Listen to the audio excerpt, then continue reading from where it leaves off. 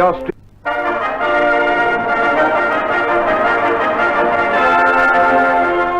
Directorate of Public Relations of the Australian Army presents War Correspondent.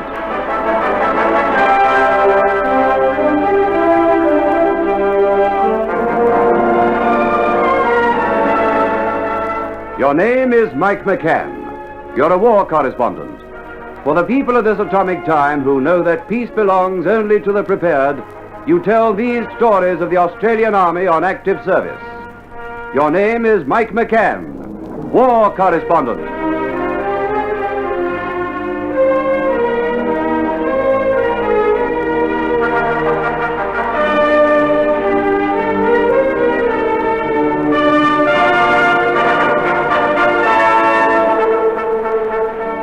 I'm Mike McCann. One of the strangest and possibly one of the saddest campaigns in World War II was fought when the Vichy French decided to deny Syria to the Allies.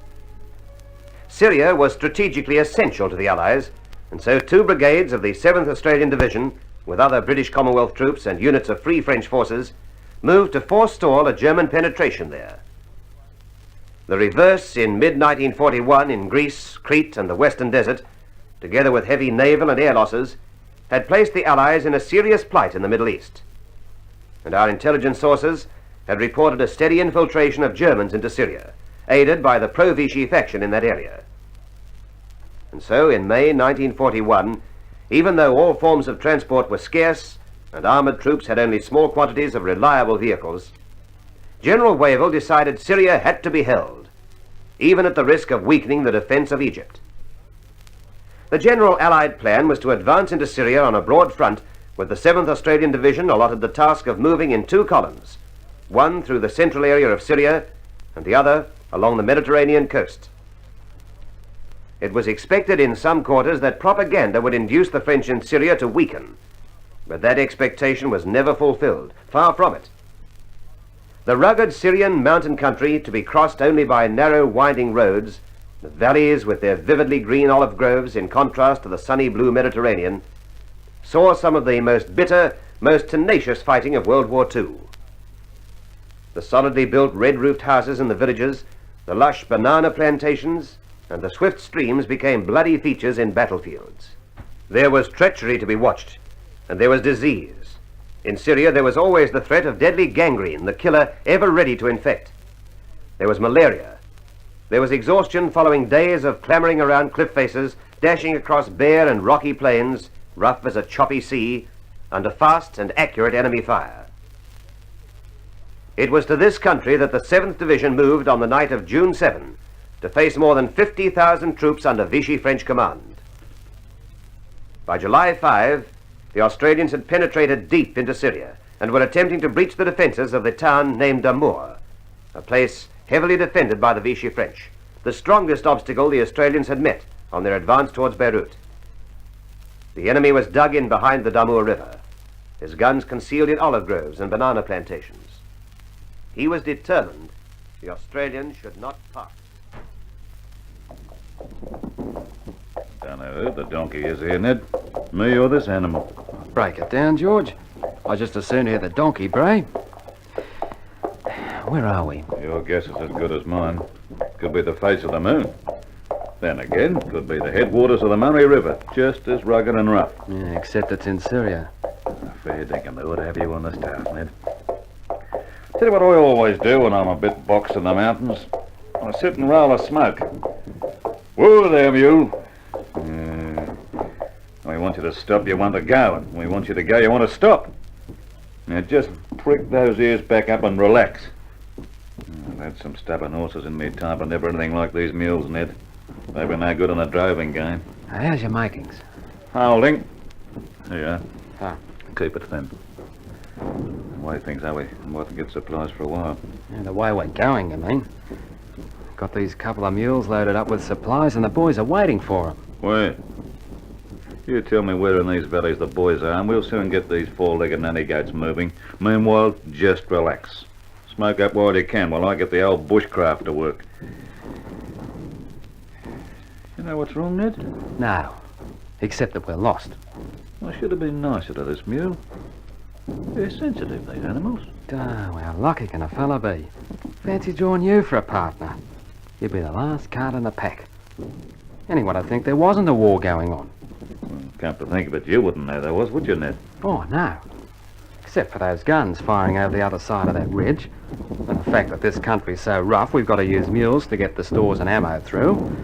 And except the blokes are getting hit by the dozens every day, and that if we don't get this stuff through quick smart, those froggies are going to push us back. You know, Ned, you've got the makings of a hero, haven't you? Trouble is, I'd say, you've been thinking too much about George Roach, Lieutenant Rossiter's Batman. A fella would do worse than do what old George did. Yeah, fair enough. Well, George has got a lot of guts. 57 last birthday, and he gives up his quiet job to be Batman to a mule. The next thing, they find he's got his mule loaded with ammunition and leading it up and down mountain slopes a fly wouldn't attempt. Kept right up with the firing line he did, old George. And you're ready to sit here on this ridge smoking while the fighting's going on somewhere across there. Finish your smoke, Ned.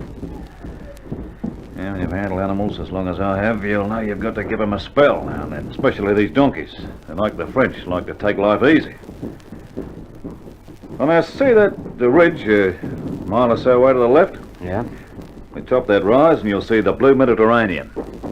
You look up along the coast and you'll see the town of Damour. And if you could see further, you'd see Beirut. Yeah, you can't but think of it as a queer old war. Froggies fighting froggies. Our navy blokes riding up and down the coast slinging lead, us leading mules over the mountains. Hey. Roll another smoke? No. No? Yeah. Well, in that case, I suppose we'd better get these old donks on the move again and find the 2nd 16th Battalion boys. Or the 2nd 5th Battalion, or the 2nd 5th Field Regiment.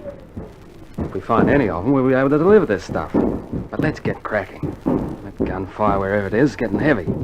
We'll find somebody, you see. We top that ridge across there, and you'll see the Damour River running into the sea. You'll probably be able to see all the fighting you want to. Come on, Dunk.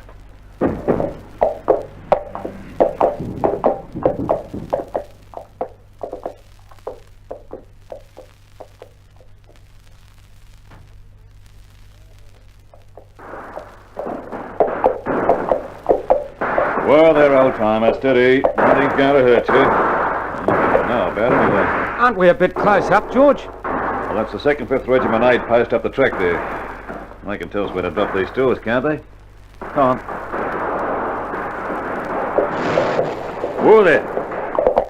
Look, Ned. Look down that road.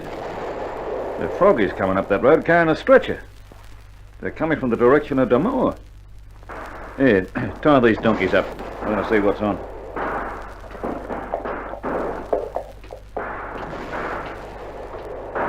What's this, Bombardier? Brave man coming in there. The French prisoners are carrying him in. It's Lieutenant Cutler. Cutler? I don't know. A.R. Cutler. Comes from Manly in New South Wales. Been observation of him for us. I'm passing him straight into the M.O. In there, men. Take him into the tent. Which is, he's had a tough time. Yes, he does. How'd he cop that leg? Went out yesterday to spot for us when the regiment was giving artillery support for the infantry having a go at enemy positions on the Damour River. The infantry blokes told us Lieutenant Cutler got mixed up in the blue and he got stuck right into it. Took 3 machine gun posts on his own. 3? On his own? 3 machine gun posts and took 8 prisoners. They tell me he fought like a tiger. Put up a mighty show back at Mergeoun, too. Mighty soldier, that fellow, mate. Mighty. 3 machine guns and 8 frogs. I'll say he's a mighty soldier. And how come these frogs brought him back? Don't know yet. I'm aiming to find out. There comes one back. Hey, Frenchy, you parlez anglais? Oui, Corporal. Bombardier in the artillery, Francois. How come you brought the lieutenant in? Your lieutenant is a brave man, very brave man. Yesterday he fight with our soldier, infantry, and with himself your lieutenant captures our machine guns. 3. And our soldiers he captures 2. Then comes his turn. We retreat. We see him running back to that place where he has been on the telephone telling your guns these targets. We watch. We see him run. He is, all covered. No protection. And boom, he falls. We watch him as he is there, wounded.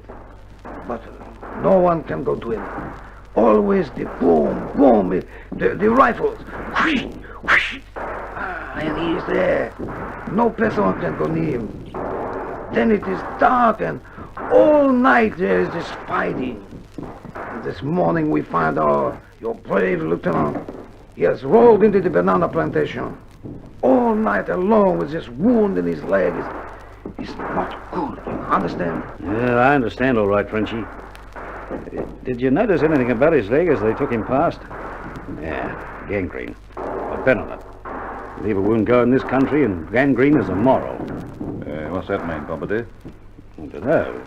Surgery, I guess, but I don't know. All I do know is that Lieutenant Cutler deserves the Victoria Cross for the job he's done. A brave man. It is for him, the war is finished. Yeah.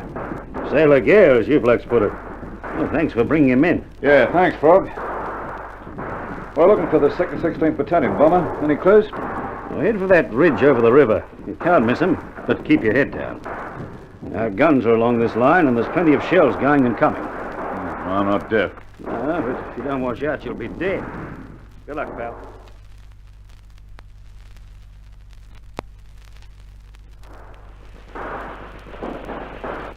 These donkeys seem to have got used to the shelling, Ned. Not much choice, George. No place to go to get out of it. So we may as well press on. Hey, there's a battalion aid post through this plantation. Come on, you. Good day, Sergeant. 2nd 16th Battalion round or anywhere? Not any place where you get those donkeys. This is the 2nd Pioneers aid post here, and we'll be mighty busy. Tough going, eh? From what we see of it back here, seems tough enough. The bloke we just had through, Corporal Shannon of Don Company, had a couple in the shoulder that weren't mosquito bites. She's on, eh? Looks like it to me. Corporal Shannon takes his section out to cross the river, and they get hell shelled out of them. Then they get into a gully and a plantation a few hundred yards long and lousy with snipers and concealed machine gun nests, so they go in single file. And they can't see through the bananas more than a few yards, and they get pinned down. Shannon gets one in the shoulder, and then another. He keeps on going. His section is caught between crossfire from 2 machine guns, but he keeps at it, and his section wipes out the enemy guns. That 2nd 16th you're looking for is someone up there where he came from. Thanks, Sarge. I see what you mean. I guess we'll just tie our donkeys up for a while. Our orders are to deliver this stuff to the 2nd 16th, not the frogs.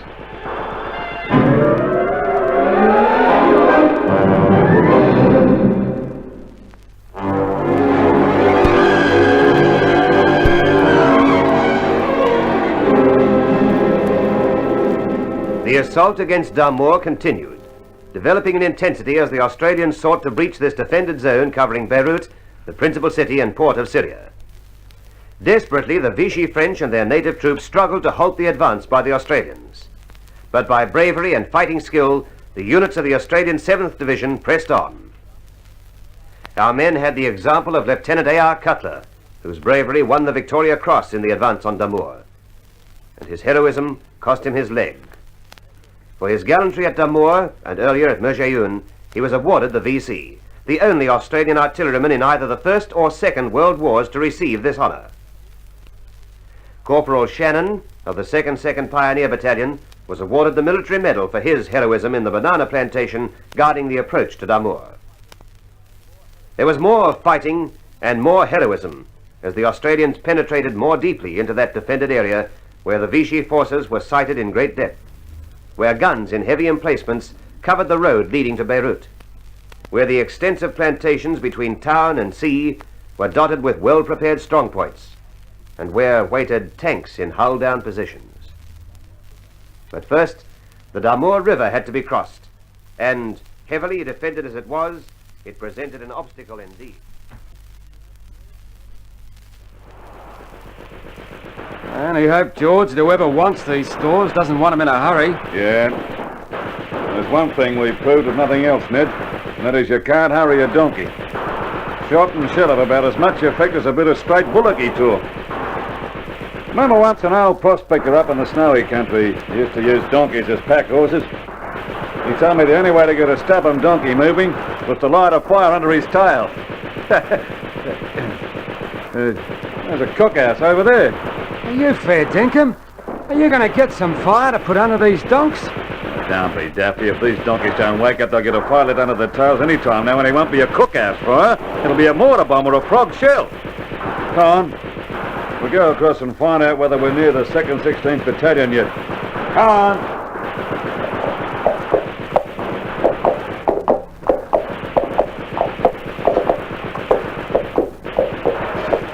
G'day, mate. Bring us a bit of fresh meat, are you? Don't talk too loud. These donkeys are very sensitive. If they hear you slinging off at them, they're just as liable to pack up altogether. We're looking for the 2nd 16th Quartermaster. Well, that's not him you're looking at up there. That's Staff Sergeant Peeler. And if you go past him, you'll be having grilled frog's legs and vin blanc with your Frenchman. Now, if you like to sign on here, we can do with you. Our cookhouse staff consists of 2 cooks, both wounded, and a driver. Get out! Yeah, it's on all the time, man. The divisional catering officer came up earlier. He didn't like this lead being mixed with the troops' diet, so we've got to shift to another place 2 miles back. I'm not complaining about that, though, I can tell you. Just beyond this banana plantation, the froggies have got a sort of fort built of stones on the other side of a gully. And the gully's full of wire and booby traps. Frogs have got loopholes in their fort overlooking this gully. Gonna be a proper stoush before we get across there. What are you 2 blokes looking for, anyway? 2nd 16th Battalion. Ah, you're in luck. The 2nd 16th is taking part in the attack on that frog fort. It's on at 2 o'clock tomorrow morning. Don't miss it. Should be good. You'll find the 2nd 16th down towards the beach. Thanks, pal. We'll know where to keep away from. Come on, Ned, down towards the beach. See if we can prod these donks along. It's getting dark. And this is no country to be wandering around in at night.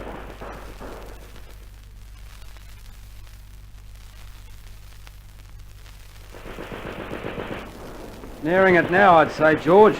You hear the sea? Well, I got a ringing in my ears, but that's from percussion waves, not sea waves. You still following that tape? Yeah. Hey, there's something ahead. 2nd 16th Battalion? Yeah. Who are you? Mill transport to be attached. We've got stores. Unless it's ammo, I'd say we won't be needing it tonight. We've been too busy. Well, that tape's not going to get my head down. 2 days we've been on the track, uphill and down, and wandering through this plantation stuff. Me and the donkey, we've both had it. Yeah. Well, I reckon now we're here, we may as well wait for daylight to hand over these stores. Okay with you? Sure. Yeah. Oh, it dots down around about here somewhere. Go any further forward, it won't be too hot to sleep.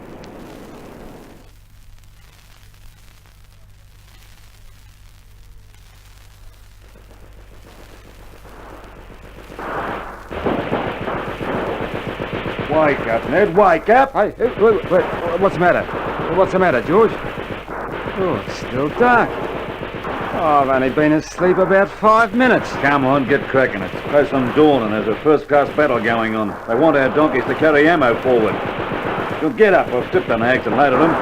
So what you're going to do is get that cranky coot of yours mobile. Ammo? You're catching on ammo. Stuff they shoot out of rifles and grenades, too. Come on. Yeah, righto, George. On the way. I was dreaming I was back home in Carlton and Footscray just won the grand final. Well, grab the lead. If we don't get out of this gully quick, we'll miss the grand final there. It looks like being a lot more exciting.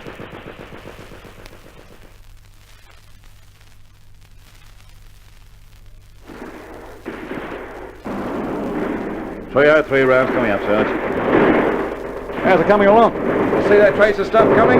That's where the frogs are, behind stone walls, loopholes to fire through. And that's what our boys have got to get past. Well, there go the 11th Platoon boys, Sergeant Warburton's team. There's Corporal Stokes right on his hammer. Bag of grenades coming up, Sarge. Hell, bells, those fellas are copping it in that gully down there, getting through the wire. Warburton's keeping them going, though. Well, yeah, look at him go there. Just like he's walking through a rainstorm, head down but keeping going. Look at him pointing out machine gun emplacements. He's down, Sarge. They've got him.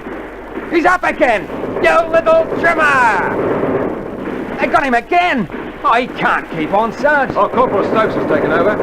How's that ammo coming along? You unloaded it? Yep. Never thought I'd see this, Sarge. That Stokes has taken over where Sergeant Warburton left off. And they've made the stone wall now. Hey, what's he doing? Dropping grenades through those loopholes, that's all. Just like you drop pennies in a slot machine. How long's this been going on, Sarge? These blokes fight like threshing machines. Actually, not a bad bunch of blokes here. You should have seen Captain Mason a bit earlier. He went through the banana plantation as though he was taking a stroll through the park. A stroll on a Sunday. Except there were 29 machine gun nests right across his front. He led the boys right through them, fighting like wildcats. There go the frogs now. Your blokes have hunted them out. Suppose you can see a bit better now that it's breaking dawn. The Vichy had field guns there, and tanks dug in too. Donkey's any use to you now, Sarge? Well, you're headed for the 2nd 16th, eh? Well, we're attached to them now, so you may as well come along. There's the Artie on again, putting up a barrage ahead. That means we're on the move again. Oh, that'll be the 2nd 5th Field Regiment, eh, Sarge? We saw him bring Lieutenant Cutler in. You heard about him? Yeah, I heard. Let's put up a mighty show. Lucky to get back alive, too. That gangrene hits like lightning, and the country's lousy with flies and insects to give you the itch. Heard tonight that Tom Malone got bitten above the eye by a snake. I tell you, she's not my idea of a good country. Hey, why not load a few hands of these bananas onto your donkeys? They'll ripen in no time, and it'll give the lads a change from bully and biscuit.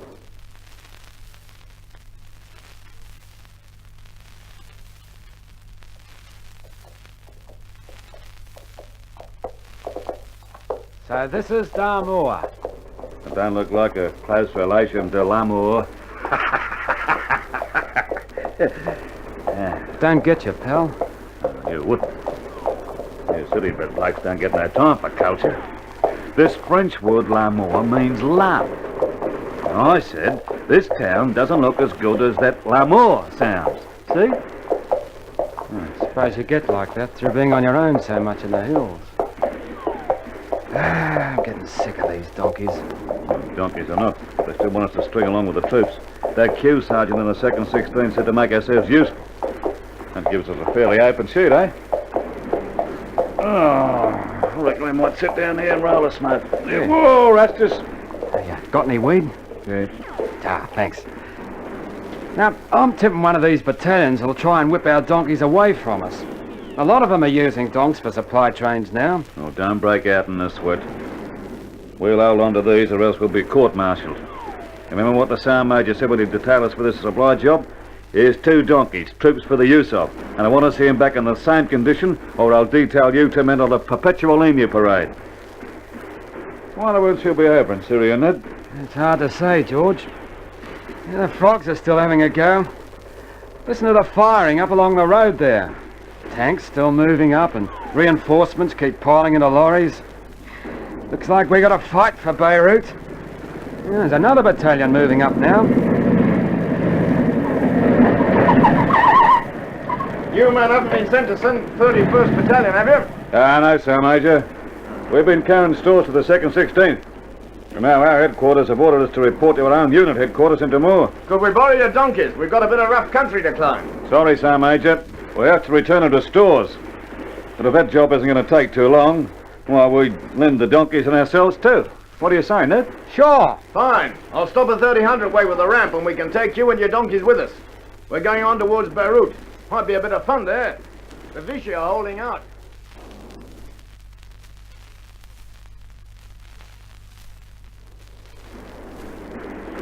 Now, take it easy, Rastus. We don't want to get too close. Those Frenchmen up there are too well dug in. They'll be hard to shift, Ned. We haven't shifted yet. That'd be suicide. Hey, hold on. There's one of the 2nd 31st blokes creeping along the ground. There, up the slope, under that French strong post. Who's that, mate? Up above! That's Jim Gordon! He comes from West Aussie, little place named Chin Chin in West Aussie. And he's mad. Not in, copper. He's a tough boy, is Jim. You can say that again. He's up! He's up and running! How can they miss him? He's on top of them. Up he goes, painted out. He's into them. What a fighter! Painted, boots and all. He shot that machine gun up, Ned. The other boys are following him in. Jim Gordon, eh? Well, if they don't give him a VC, I'll eat this donkey.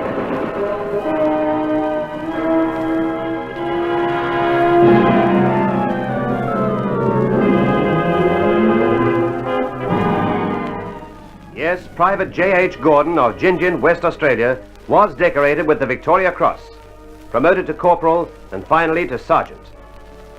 In the brief campaign in Syria, the decorations won testified to the ferocity he faced and the heroism displayed. Captain Nason was awarded the Military Cross, Sergeant Warburton and Corporal Stokes the Military Medal for the part they played in the assault on Damour. And on July 12th, the French capitulated. The Australians marched proudly through Beirut after the surrender, proud of their victory, proud of their 1,600 comrades who'd been killed or wounded in this campaign, which frustrated German penetrations into the Middle East.